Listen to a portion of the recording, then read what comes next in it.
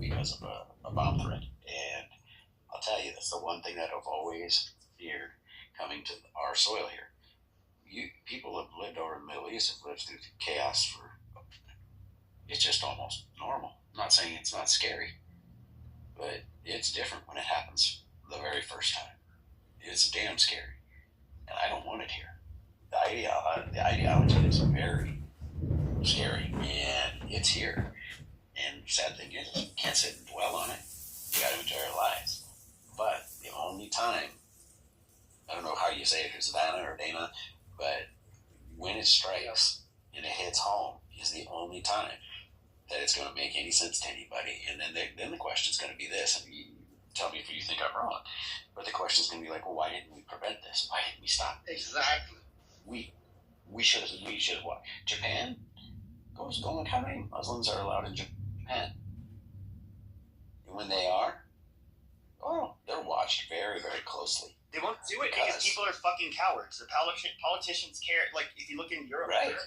They care more about not being considered Islamophobic, and they care more about the votes of a bunch of terrorist baby makers, and it's fucking disgusting, really. And people are too comfortable too. And in general, I mean, if there was like a scarcity of resources, then people behave way differently. But Pepe, there is a scarcity of resources. This is why rents skyrocketed down here.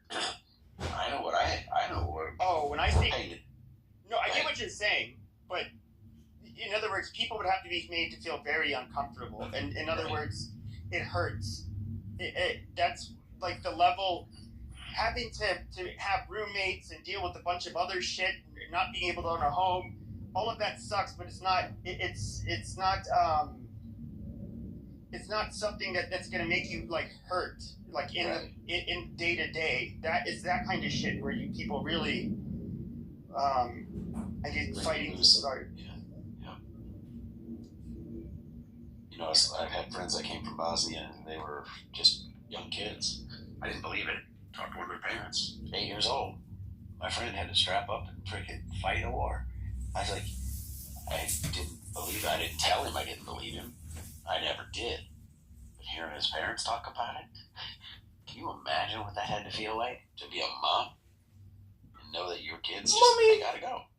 Well, I mean, they're gonna die one way or the other. They might as well die fighting, right? It's crazy to me that we are so sheltered from all of that in this world.